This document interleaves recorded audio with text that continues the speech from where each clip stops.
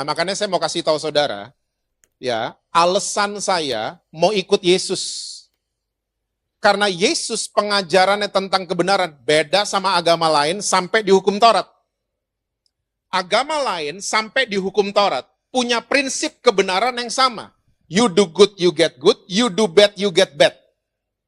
Semua sama. Kamu bikin yang baik, kamu terima kebaikan. Kamu bikin yang jahat, kamu terima yang jahat. Yesus datang, pengajarannya beda. Kamu bikin yang baik, kamu terima kebaikan. Kamu bikin yang jahat, kamu tetap menerima yang baik. Karena semua yang jahat, saya tanggung di atas kayu salib.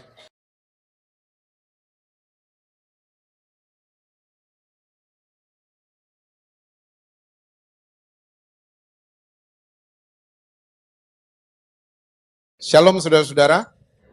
Apa kabar semuanya? Semua masih percaya Yesus? Masih baca Alkitab?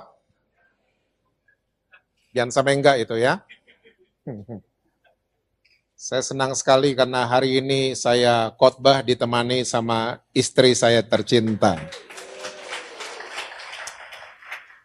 Oke, sebelum saya mulai sharing saya mau mengutip sedikit tulisan daripada Salomo. Jadi Salomo pernah menulis, dari segala yang kau peroleh, perolehlah pengertian. Dan tulisan Salomo ini masih relevan sampai hari ini. Masih valid banget. Jadi maksudnya Salomo adalah dari apapun yang kita alami, dari apapun yang harus kita lewati, dari apapun kejadian yang menimpa kita dan lain sebagainya, kita harus peroleh pengertiannya. Karena ada dua tipe manusia di muka bumi ini. Tipe pertama adalah orang yang tahu saja, lalu tipe yang kedua adalah orang yang mengerti. Nah, orang yang tahu sama orang yang mengerti beda. Karena orang yang tahu saja belum tentu dia ngerti. Tapi orang yang ngerti sudah pasti dia tahu. Banyak istri cuma tahu punya suami, tapi nggak dapetin pengertian tentang suami mereka. Banyak suami cuma tahu punya istri, tapi mereka nggak pernah mengerti istri mereka. Banyak orang tua cuma tahu punya anak, tapi kita nggak dapetin pengertian Gen Z itu apa, Gen Alpha itu apa, dan seterusnya. Banyak orang cuma tahu punya masalah, tapi kita nggak dapetin pengertian kenapa Tuhan izinkan saya ada di masalah tersebut. Yang paling menyedihkan adalah banyak orang cuma tahu Tuhan Yesus, tapi nggak dapetin pengertian tentang pribadi yang satu itu, yang namanya Tuhan Yesus. Nah, oleh sebab itu, kalau saudara senang judul khotbah saya adalah The Cross Principle. Kita harus dapetin pengertian mengenai salib Kristus. Karena salib Kristus hari ini seringkali cuma jadi fashion, cuma jadi kalung, cuma jadi anting, cuma jadi desain di sebuah t-shirt, cuma jadi pajangan di tembok, cuma jadi pajangan di meja tulis. Nah, kita orang Kristen, saya nggak suruh saudara pada lepas kalung salib ya, enggak. Ya, tapi waktu kita menggunakan apapun, kita pakai apapun, at least kita mengerti apa yang kita gunakan. At least kita dapetin pengertian apa yang kita pakai, apa yang kita tahu. Nggak cuma tahu saja, tapi mengerti. So, saya mau ajak saudara-saudara kita lihat sama-sama kitab 1 Korintus pasal yang pertama, ayat yang ke-18. Sebab pemberitaan tentang salib memang adalah apa saudara? Kebodohan bagi mereka yang akan binasa. Tapi bagi kita yang diselamatkan, pemberitaan itu adalah kekuatan Allah. Jadi Rasul Paulus tulis ini buat gereja di Korintus, ini sangat-sangat masuk akal. Kalimat pertamanya adalah pemberitaan tentang salib adalah bodoh, kebodohan, foolishness. Masuk akal banget. Karena hukuman salib di zaman itu adalah hukuman yang sangat-sangat mengerikan. Sampai orang dihukum mati di salib, ini adalah penjahat kelas kakap. Dan sampai ada anggota keluarga kita yang disalib di zaman itu anggota keluarga yang lain yang masih hidup, itu malunya setengah mati. Makanya mereka-mereka itu yang masih ekstrim, zaman sekarang, ya masih percaya yang di tengah, di Bukit Golgota, siapa kamu bilang dia? Juru selamat. Enggak, itu penjahat. Mereka nggak percaya, mereka yang masih ekstrim. Ya, Jewish yang masih ekstrim. Kamu bilang dia siapa? Raja, nggak mungkin, itu purely criminal. Makanya orang-orang mereka yang masih ekstrim sampai hari ini masih nungguin Mesias kan? Karena mereka nggak percaya itu juru selamat yang di tengah. Mereka percaya itu penjahat. Tahun 1984, ada sebuah grup band namanya Metallica. Nggak tahu saudara tahu apa enggak? Oh, nggak ada yang tahu ya? Iya sih, mukanya Hillsong semua dari sini kalian.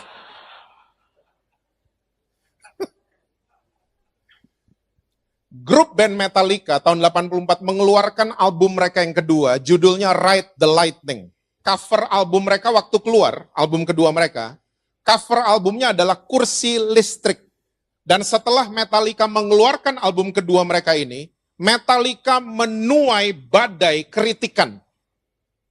Mereka di-framing sebagai band yang sadistik.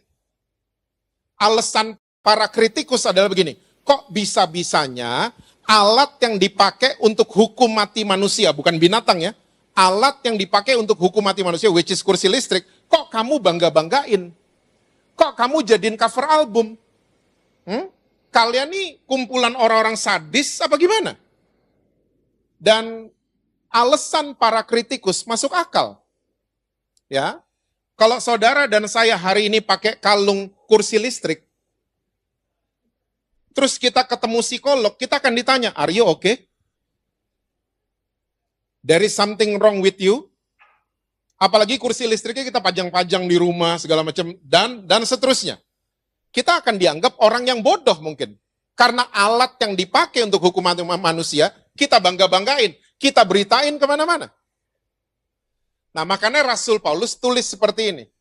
Pemberitaan tentang salib adalah bodoh banget bagi orang yang akan binasa. Tapi bagi saudara dan saya, orang-orang yang diselamatkan, pemberitaan ini adalah kekuatan Allah. Saya akan ajak saudara kita deep down, masuk lebih dalam tentang pengertian daripada salib Kristus itu sendiri. Yuk lompat ke ayat 23 dan ayat yang ke-24, masih 1 Korintus 1. Tetapi kami memberitakan Kristus yang disalibkan untuk orang-orang Yahudi suatu batu sandungan. Kita udah bahas barusan. Dan untuk orang-orang bukan Yahudi, ini maksudnya orang Yunani. Suatu kebodohan. Ayat 24 ini untuk saudara dan saya. Tetapi untuk mereka yang dipanggil, salah satunya Bethesda Church. Saudara masih percaya saudara dan saya adalah orang-orang yang dipanggil? Untuk mereka yang dipanggil, baik orang Yahudi maupun orang bukan Yahudi. Kristus, Paulus lagi bahas soal salib Kristus. Salib Kristus adalah kekuatan Allah dan hikmat Allah. Oh, ternyata ini prinsipnya. Esensi daripada salib ternyata ini. Dia memberikan hikmat dan kekuatan Allah buat saudara dan saya, orang-orang yang dipanggil. Ini PR buat Bethesda Church. Saudara baca nanti seluruhnya 1 Korintus 1, karena prinsip salib ini menjungkir balikan apa yang dunia tahu. Dipikir mati sama dunia, dibangkitkan sama Tuhan. Salib kan? Dipikir bodoh sama dunia, ternyata dibuat paling berhikmat sama Tuhan. Dipikir memalukan, terima kemuliaan. Dipikir sakit, disembuhkan sama Tuhan. Kendaraannya namanya adalah hikmat dan kekuatan Allah. Saya akan mulai dari hikmat Allah dulu. Bahasa Yunaninya Sophia. Jadi ada 3 level pengetahuan dalam kehidupan manusia. 3 level. Level yang pertama namanya adalah asumsi. Level kedua namanya adalah benar dan salah. Dan level ketiga namanya adalah hikmat. Asumsi adalah level terendah dari sebuah pengetahuan. Asumsi. Di era sosial media seperti hari ini, kita seringkali nonton video berita nih cuman seperempat, baca berita cuman sepenggal, tapi kita bisa mengambil sebuah kesimpulan. Itu namanya kesimpulan kita, dasarnya adalah asumsi. We don't read the whole story. Kita nggak ada di TKP, tapi kita bisa mengambil sebuah kesimpulan. Itu namanya asumsi. Akhir tahun lalu, atau saya lupa awal tahun ini, Pertama kali Meta mengeluarkan aplikasi AI, pertama kali. Saya coba-coba iseng ketik nama saya, Jesse Lantang. Saya enter, ini yang keluar. Katanya saya gitaris band Naif. Do I look like a guitarist? Hah? Tahu band Naif, mengapa aku begini? Metallica nggak tahu, Naif malah tahu ya. Tanggal lahir saya, ya ampun tua banget. Saya masih 34 loh. Ini salah semua. Salah semua. AI asumsi tentang Jesse Lantang. Nah, tanpa kita sadari sebagai manusia, kita mirip sama ini. Seringkali cuman ketemu sekali, ketemu 2 kali sama seseorang, kita ambil kesimpulan tentang orang itu. Nggak kenal sama orangnya, cuman liatin sosmednya tiap hari, kita bisa ambil kesimpulan tentang orang itu. Suami istri aja yang tinggal bareng tiap hari masih asumsian kok. Ini kita bisa begitu. Asumsi adalah level terendah dari sebuah pengetahuan. Dan yang paling menyedihkan adalah banyak orang Kristen suka asumsi sama Tuhan Yesus. Orang kalau sering asumsi, kata yang paling sering dia gunakan adalah katanya. Kata pendeta itu Yesus begitu. Kata pendeta ini Yesus begini. Kita asumsi sama Tuhan Yesus. Pengetahuan kita tentang dia rendah banget. Asumsian kita. Makanya saya udah sering katakan, kekristenan itu bukan soal mengalami kebaktian. Tapi kekristenan yang sejati adalah kita mengalami Tuhan Yesus. Waktu kita mengalami pribadinya, cerita kita valid. Cerita kita bukan asumsi. Cerita kita hasil pengalaman, bukan katanya. Ya, karena kita mengalami Tuhan Yesus.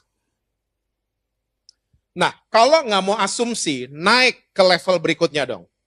Benar dan salah, cari tahu yang benar, cari tahu yang salah, kumpulin semua evidence. Kumpulin semua bukti. Tapi masalahnya sekarang begini. Kekristenan di era perjanjian baru, nggak lagi bicara soal boleh dan nggak boleh, benar dan salah. Kekristenan nggak bicara soal itu lagi. Saya masih suka di DM sama orang-orang Kristen, bukan dari Bethesda, bukan. Saya di DM, pertanyaan mereka selalu seputar boleh dan nggak boleh. Pak, minum wine boleh nggak?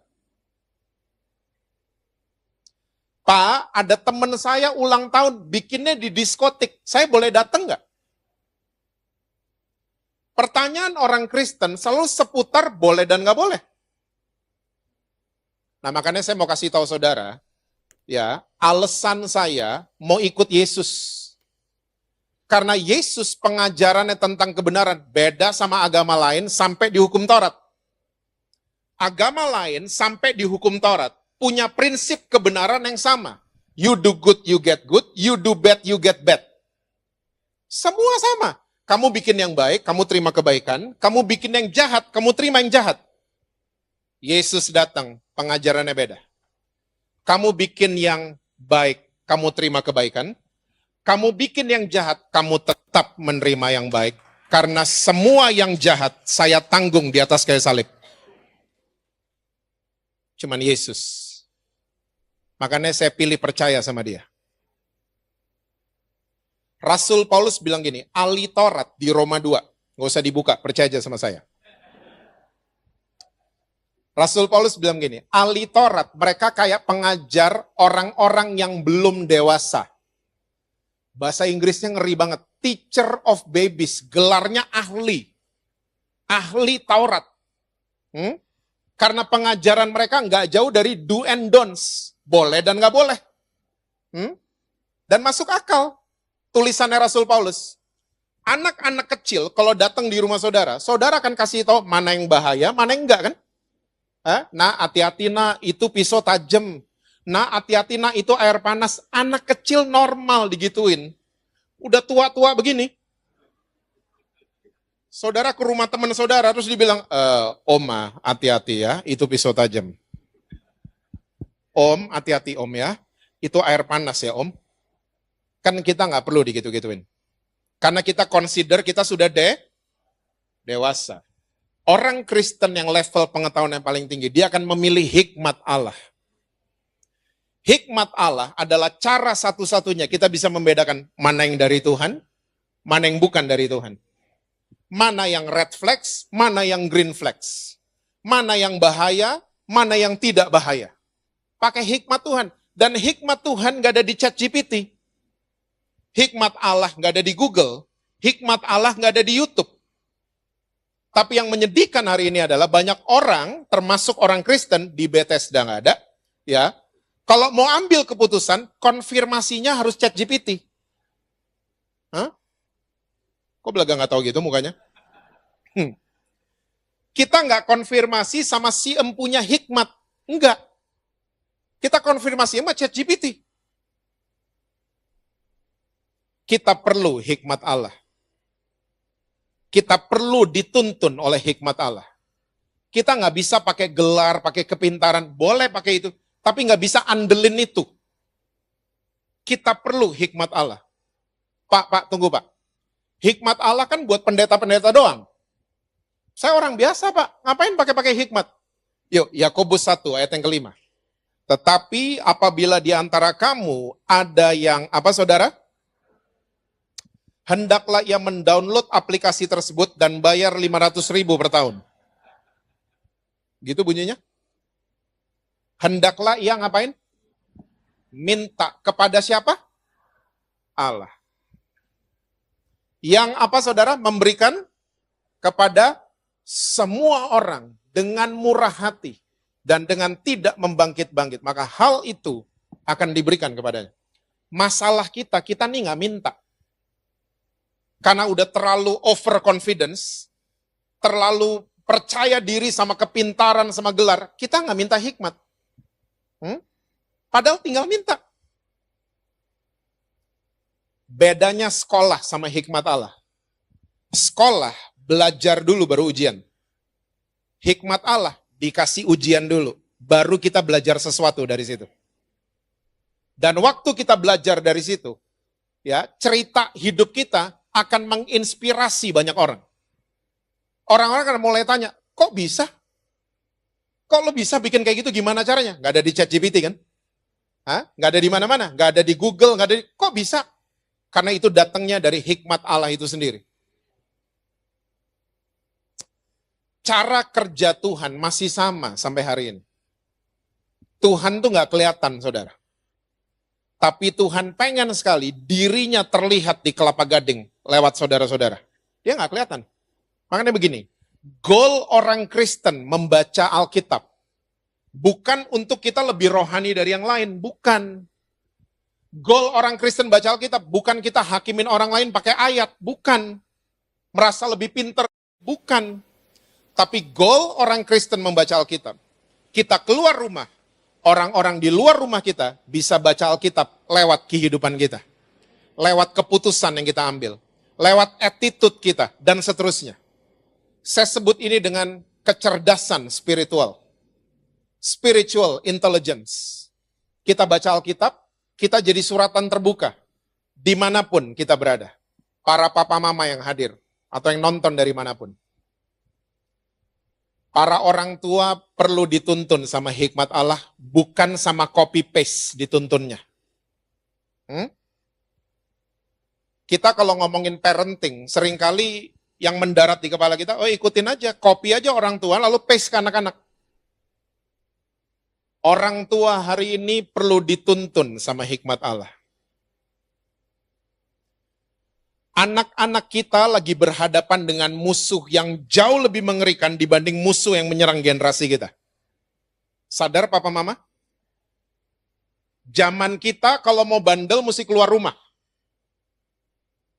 Kok belaga lupa? Kita kalau mau bandel mesti keluar rumah. Anak-anak kita kalau mau bandel di luar rumah, ngaturnya dari dalam rumah. Udah diatur. Udah di-set semuanya, mereka keluar rumah. Ya, Beda. Saya ini di Jakarta ngerasa kayak iPhone 6, saudara. Saya berada di tengah-tengah iPhone 1 dan iPhone 17. Ngerti maksud saya? Maksud saya begini, saya nyambung sama orang tua, saya nyambung sama anak muda. Dan saya ngelihat depan mata kepala saya sendiri, dua ini nggak pernah nyambung. Papa mamanya datengin saya, Pak, doain anak saya. Kenapa? TikTokan melulu. Saya dalam hati, kalau saya doain, TikToknya langsung di-delete dari handphone. Saya ketemu sama anaknya di lapangan olahraga. Nyokap bokap bilang, lu TikTokan melulu. Iya om, saya lagi kerja, makanya perlu TikTok live tiap hari. Nah lo.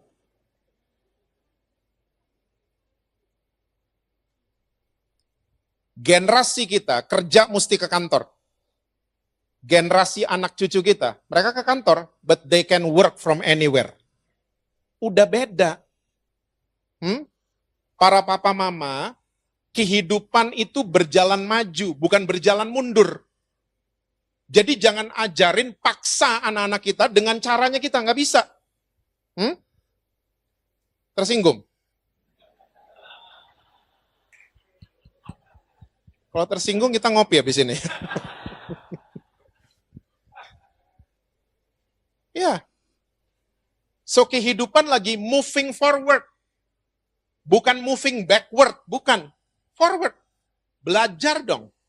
Tentang karakternya anak cucu kita. Karakter generasi mereka seperti apa. Belajar dong. Papa mama, kita nggak lebih pinter dari anak-anak. Kita cuman lebih berpengalaman. Perlu saya ulang? Saya ulang ya. Papa mama, pelan-pelan nih ngomongnya. Kita cuman lebih berpengalaman, bukan lebih pinter.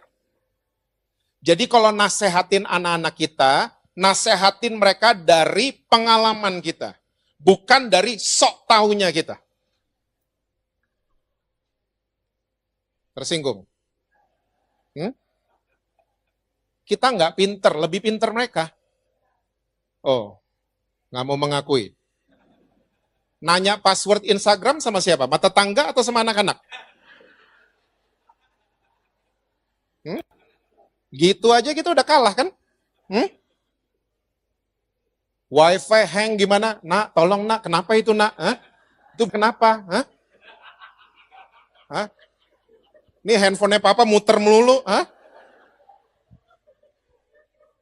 Siapa lebih pinter?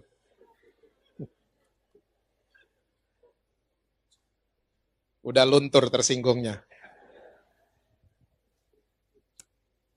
Berapa bulan lalu anak saya datengin saya. Anak saya yang nomor 2.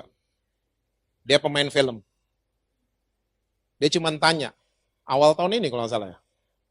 Dad, ini ada tawaran main film horor. Gimana, Dad? Ayo, gimana coba jawabnya? Mau pakai boleh dan nggak boleh? Dia kerjanya di situ. Nah, kalau anak-anak lagi bertanya, dan saudara nggak ngerti jawabannya, disitulah Tuhan, saya minta hikmat dari Tuhan. Gitu dong. Ini nggak ada di buku sekolah manapun soalnya jawabannya. Saya minta hikmat dari Tuhan. Tahu nggak jawaban yang keluar apa? Kamu cek dulu ceritanya.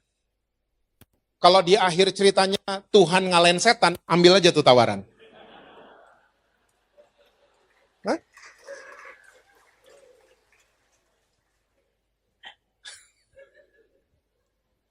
Kita perlu dituntun sama hikmat Allah. Bukan sama copy paste lagi. Saya dulu lagi main di taman, depan rumah papa mama. Papa saya cuma batuk. Ternyata di batuknya dia ada 5 poin. Kamu main kelamaan, poin pertama. Waktunya mandi, waktunya makan, waktunya bikin PR, dan tidur. 5. Dia nggak sebutnya pakai batuk. Saya langsung masuk. Saya punya anak, yang pemain film tadi. Waktu dia masih kecil, dia lagi main juga di taman yang sama. Saya mau coba fotokopi papa saya. Saya keluar, melotot batuk. Dia datengin saya. Daddy batuk.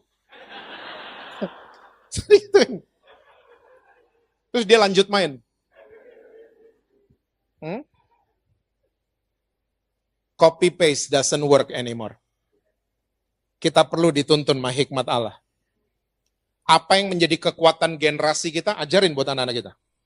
Kekuatan generasi kita disiplin, kita tahan di proses, dan kita konsisten. Ajarin buat mereka.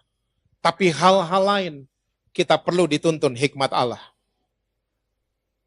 Yang pertama. Yang kedua, salib Kristus memberikan kekuatan Allah bagi orang-orang yang dipanggil. Bahasa Yunaninya dunamos.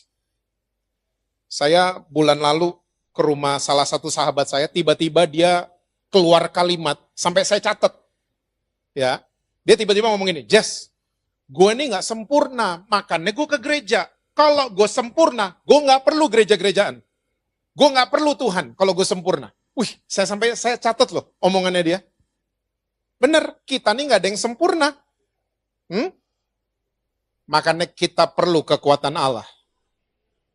Karena kita nggak sempurna. Pak, saya orang Kristen suka gitu-gitu. Pak, saya mau pindah gereja. Kenapa? Bethesda nggak sempurna, Pak. Emang mau pindah gereja sempurna? Ada Pak. Di mana? Tanjung Priok. Pindah aja ke sana.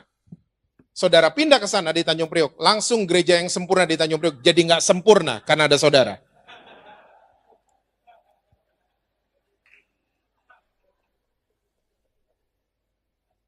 Kita nggak ada yang sempurna, terus nuntut orang sempurna. Tapi society-nya orang Kristen selalu begitu. Bethesda doang yang enggak. Orang Kristen kalau udah ngumpul, saling nuntut untuk semua bisa kuat dan semua sempurna. Makanya lihat, kumpulannya orang Kristen, yang jujur-jujur di Depak keluar. Tapi yang pinter main sandiwara, dirangkul semuanya. Sorry, ini toksik. Ini namanya kumpulan toksik sebenarnya. Makanya saya udah bilang di mana-mana, gereja tuh bengkel, bukan showroom. Showroom mobil ditempel-tempel doang, biar kelihatan bagus. Bengkel enggak. Saudara dibenerin, diurus sampai bisa jalan. Saudara keluar, 4 bulan lagi balik nggak tuh mobil? Balik. Pernah dicemberutin nggak sama montirnya? Lo lagi balik. Nggak pernah montir gituin kita. Disambut kita lagi. Gereja enggak. Semua dituntut kuat. Lihat, ada fenomena Grey Divorce sekarang lagi terjadi di Indonesia. Pernah dengar Grey Divorce? Saudara nggak tahu apa-apa loh kayaknya. Hah? Metallica nggak tahu, hah? Kurang jauh mainnya kayaknya, hah? I'm kidding. Grey divorce adalah perceraian orang-orang di atas 55 tahun. Rambutnya udah grey, udah putih. Ya. Baru tahu kayaknya ya, hah?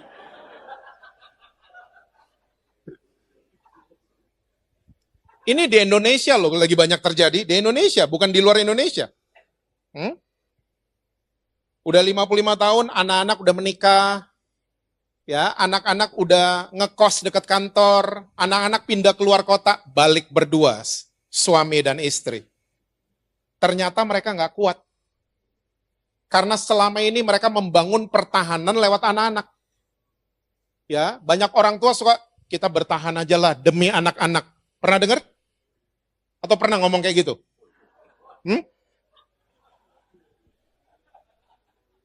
Kita bertahan lah demi anak-anak. Anak-anak udah pergi semua, jebol pertahanannya. Makanya mereka memutuskan untuk bercerai. Loh, itu postingannya tiap tahun happy anniversary kok. Ya, demi netizen. Showing the world we are okay, but we are not okay. Happy anniversary love, segala macam. Hanya demi netizen. Masih ingat nggak waktu pacaran dulu, telepon sejam, nggak pengen udahan. Masih ingat nggak? Udah lupa? Oke, saya ingetin. Kamu tutup duluan dong. Kamu. Masih ingat? Biasanya keputusannya kita hitung sama-sama ya 1 sampai 3. 1, 2, 3. Dah sayang, plek. Tutup. Belum semenit, I miss you already. My goodness. Saya sekarang kalau lagi sama teman-teman di lapangan olahraga, kalau bininya telepon, kedengeran banget. Bukan suaranya kedengeran. Gaya suaminya. Ya. Ya. Itu ditaruh situ. Ya, oke. Yo. Bini lo ya? Iya. There is no sayang anymore. There is no sayang minta tolong. Gak ada gitu-gituan lagi. Semua serba yo.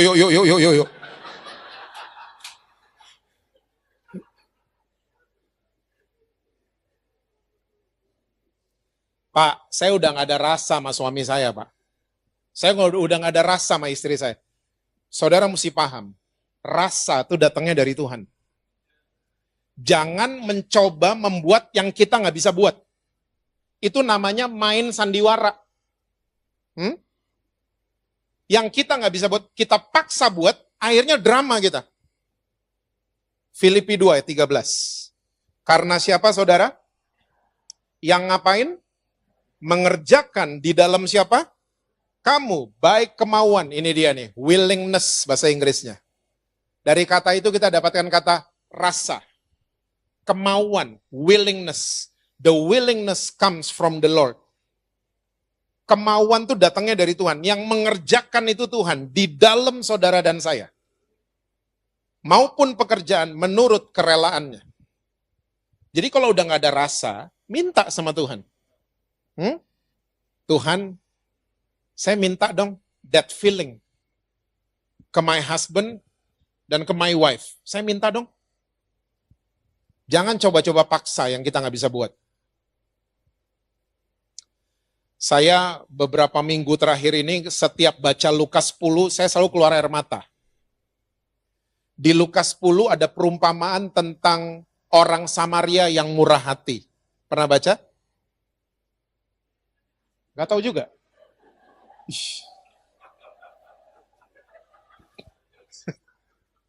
Nanti baca lagi ya.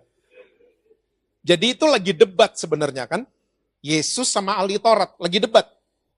Ahli Tauratnya nanya, sesamamu manusia tuh siapa sih? Dijawab sama Yesus pakai perumpamaan. Ada orang lagi traveling kata Yesus. Dari Yerusalem ke Yeriko. Di tengah jalan dia digebukin, dirampok sampai sekarat. Saudara tahu sekarat? Nyawanya tinggal setengah, sehatnya tinggal setengah, pengharapannya tinggal setengah. Itu orang sekarat. Tergeletak di jalan. Yesus menambahkan ada 3 orang lewat. Yang pertama, masih ingat yang lewat siapa? Seorang imam. Imam kalau zaman sekarang setara dengan anggota DPR. Imam di zaman itu tuh regulator, pembuat regulasi, pembuat aturan, pembuat hukum. Ya, legislatif zaman sekarang. Anggota DPR. Dia lewat, dia lihat ada orang sekarat. Yesus menambahkan ceritanya, dia lewatin ini orang, dia nggak mau tolong. Seringkali hukum cuman mengenali luka, tapi tidak bisa menyembuhkan.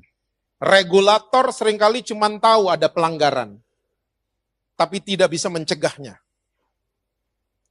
Dokter seringkali cuman bisa identifikasi penyakit, tapi seringkali nggak bisa sembuhin. Imam ini, dia tahu ada pelanggaran. Dia lewat. Dia nggak mau menghampiri penderitaan itu. Yang kedua, siapa yang lewat? Orang Lewi. Orang Lewi kalau zaman sekarang, pelayan-pelayan Tuhan. Di zaman itu sebelum dia melayani, tangan kaki mesti dibasuh. Nggak boleh sentuh yang najis-najis. Tapi waktu dia lihat ada orang menderita sekarat di tengah jalan, sama, ya jadwalnya terlalu sibuk ini orang. Tangannya sampai terlalu kudus, sampai nggak mau menyentuh sebuah penderitaan, nggak mau ngumpul sama LGBT, nggak mau menghampiri orang yang lagi menderita, nggak mau. Kakinya terlalu suci, terlalu sibuk jadwalnya. Dia lewat. Yang ketiga, siapa yang lewat? Orang Samaria. Orang Samaria itu nggak ada di sistem. Nggak ada di sistemnya orang Yahudi. Karena orang Samaria ini ditolak. Ya, karena mereka hasil kawin campur Yahudi sama Asyur. Jadi orang Yahudi nggak suka sama orang-orang Samaria. Tapi waktu dia lihat ada orang tergeletak di jalan, dia turun dari keledainya. Dia basuh luka-luka orang ini pakai minyak dan anggur. Dua elemen yang di zaman itu mahalnya luar biasa. Dan gak cuma itu, dia bawa orang ini ke rumah penginapan. Dia kasih 2 dinar, dia bilang sama ownernya, tolong rawat orang ini.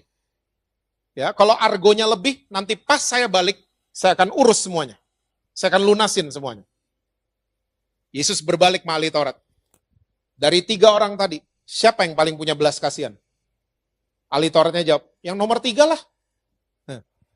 Yesus punya ciri khas setiap habis debat. Dia punya kalimat pamungkas, pergilah dan perbuatlah demikian. Maksudnya Yesus, jangan kebanyakan debat. Nanti kamu cuma duduk-duduk doang, do nothing nanti. Cuman debat doang jagonya. Pergilah dan perbuatlah demikian. Saudara mesti sadar, di perumpamaan itu Yesus lagi ngomongin dirinya. Orang Samaria yang murah hati itu Yesus, dan yang tergeletak itu saudara dan saya. Orang-orang yang gak punya kekuatan. Kita. Ya, dan sering kali waktu kita menderita, regulator gak peduli sama kita. Bahkan pelayan Tuhan seringkali gak peduli sama kita. Tapi ada satu pribadi yang selalu peduli sama saudara dan saya. Namanya Tuhan Yesus. Dan seringkali sayangnya walaupun dia peduli, dia out from our systems. Yesus seringkali tanpa kita sadari gak ada di sistem kita kan. Kita mau ambil keputusan kayak tadi, kita konfirmasi sama ChatGPT, bukan sama Yesus. Kita ngundang Yesus seringkali, kalau nggak punya duit, baru kita undang Yesus kan? Kok belaga lupa gitu mukanya? Kalau kontrak kita nggak diperpanjang, baru kita ingat Yesus. Yesus seringkali nggak ada di sistem kita. Tapi saudara mesti tahu, dialah yang paling peduli sama saudara dan saya. Bahkan dia janji sampai dia datang yang kedua kali, dia akan urus saudara dan saya. Dia lagi ngomongin dirinya di perumpamaan itu.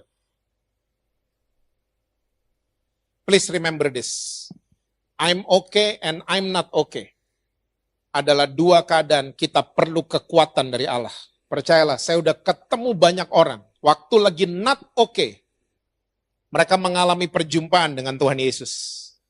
Tapi waktu udah oke-oke saja, justru di situ mereka kehilangan perjumpaan dengan Tuhan Yesus. So I'm okay and I'm not okay adalah 2 keadaan kita perlu kekuatan Allah. Karena kita nggak ada yang kuat. Kalau saudara datang atau saudara lagi nonton dari manapun, saudara lagi terluka, lagi sakit hati, ya, coba membiasakan untuk melepaskan pengampunan, bukan pembiaran. Ya, karena tanpa kita sadari dengan fitur-fitur yang muncul, kita pikir kita ngampunin. Ternyata yang kita buat bukan pengampunan, tapi pembiaran. Kita terluka nih. Yang kita buat hari ini adalah unfriend. Unfollow, pernah dengar? Atau sering buat? Unfriend, unfollow, block, delete kontak. Teman kita bilang, nanti orangnya tahu loh kamu delete ya. Oke, mute. Fiturnya mendukung semua. Tapi tanpa kita sadari, yang kita lakukan ini adalah pembiaran. Kita terluka, kita pembiaran. 3 bulan, mungkin kita aman, gak lihat muka orang itu, karena di unfollow sama kita. Kita block. Tiba-tiba di bulan keempat, kita papasan sama orang ini. Saya mau tanya, kita udah oke? Ternyata enggak. Kita masih keluar tanduk. Masih marah, masih pahit lihat orang itu. Makanya, waktu kita lagi terluka, kita harus bilang gini sama Tuhan, Tuhan, saya minta kekuatan dari Tuhan untuk melepaskan pengampunan. Keinget lagi 6 bulan kemudian, Tuhan, saya minta kekuatan dari Tuhan. Karena saya nggak kuat sendirian. Untuk melepaskan pengampunan. Tahun depan, saudara papasan lagi sama tuh orang, pindah tempat. Ternyata udah oke-oke aja. Nah, itu namanya pemulihan dari Tuhan terjadi dalam kehidupan kita. So, ini kayaknya patut diedit ya. Nggak lagi forgive and forget. Kita nggak mungkin bisa forget, kita bukan komputer yang di-delete hilang memorinya. Kita manusia. Seharusnya adalah forgive and learn, bukan forget. When we learn, waktu kita remember, kita udah biasa-biasa, oh itu pelajaran kok buat saya. Udah biasa aja kita, nggak terluka, nggak ini, dan lain sebagainya. Saya masuk di bagian terakhir. Sepanjang tahun 2025, saya paling sering dengar kata mati. Saya ketemu orang Kristen dimanapun, Pak, mati usaha, Pak. Mati, Pak, karir, Pak. Aduh, Pak, pelayanan mati nih, Pak. Gitu. Kata mati itu sering banget saya dengar. Sepanjang tahun 2025. Dan kalau keluar kata mati dari mulut kita, iblis senang banget. Iblis akan tambahin bumbu-bumbu intimidasi. Kamu sih ini, kamu sih begitu gitu. Kita jadi merasa bersalah dan seterusnya. Iblis. Well, kalau saudara lagi merasa seperti itu, mungkin cabang tutup 2. Mungkin saudara harus tutup gudang saudara. Mulai balik ke prinsip salib. Apa yang dianggap mati sama dunia, tiba-tiba dibangkitkan sama Allah. Apa yang dianggap sakit, disembuhkan sama Tuhan. Apa yang dianggap bodoh, diberikan hikmat sama Tuhan. Balik ke sini. Balik ke pengertian salib. Karena hari ini, kalau iblis bilang, kamu mati. Tuhan nggak ngomong gitu. Karena mati dan hidup itu kedaulatannya Tuhan. Kalau iblis lagi bilang mati, Tuhan nggak ngomong gitu. Tuhan lagi ngomong ini, kamu saya lagi tanam, bukan saya kubur. Karena dikubur dan ditanam, dua-duanya tempatnya sama. Di bawah tanah. Tapi punya tujuan yang berbeda. Dikubur, akhir dari sebuah kehidupan. Ditanam, awal kehidupan yang baru. Saudara nggak dikubur. Saudara lagi ditanam. Ikutin aja aturan mainnya. Ikutin aja, ikutin. Ya, lepaskan pengampunan, legowo. Mulai ikutin aturan mainnya. Saya percaya satu hari saudara akan mulai bertumbuh. Bertumbuh berbicara tentang berubah bentuk. Dari benih jadi dahan. Berubah kebiasaan lama, berubah dong. Dan saya percaya satu hari nanti buahnya akan keluar lewat kehidupan saudara. Dan memberkati kehidupan orang lain. Pergunakan prinsip salib. Ya, kendaraannya namanya adalah hikmat dan kekuatan Allah. Kita perlu 2 ini setiap hari. Saya percaya saudara dan saya akan tiba di tempat-tempat sesuai dengan rencana Tuhan.